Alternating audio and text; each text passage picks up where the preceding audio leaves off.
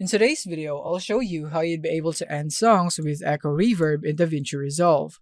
So let's get started. So now, how we're going to do this is that you want to go here into the part of the audio where you would want the echo reverb to begin. So let's say I would want it after this beat right here, as you can see on the waveform.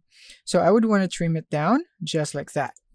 Next is that you would want to go back a couple of frames or seconds right here. So let's say after that beat right here, you can see that in the waveform, and then you want to go for the blade tool to cut this right here, and then go back into the select tool and then just duplicate this by holding out the alt key and then dragging it, and then right click on the bottom clip, go into the new compound clip, click on create.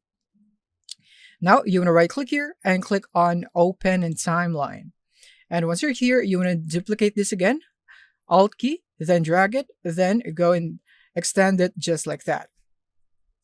Next is that you want to right click here on the bottom clip, and basically you just need to disable this. So actually just press a D when you're selecting it. And then once you're done, you want to go back into timeline 1 right here, double click. And now you just simply need to go and extend this bottom clip right here, just like that. And then now go here into the effects tool, go into audio effects and search for reverb, and then drag it here into the bottom clip.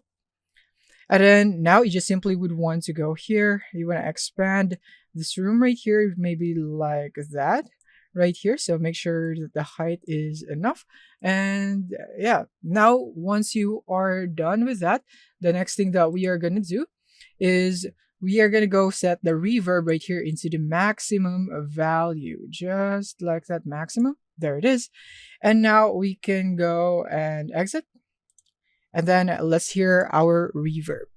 Now here is how it sounds like. And there it is, as you have heard. And actually it would be better if we could lower the volume in here. So I'm going to go for the volume of the audio clip right here. Go into audio and then lower the volume by around -15. And then now let's play it again.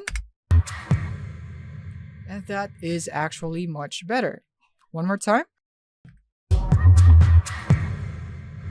And yeah, that's it on how you'd be able to end songs with echo reverb. Thank you for watching and see you in the next one.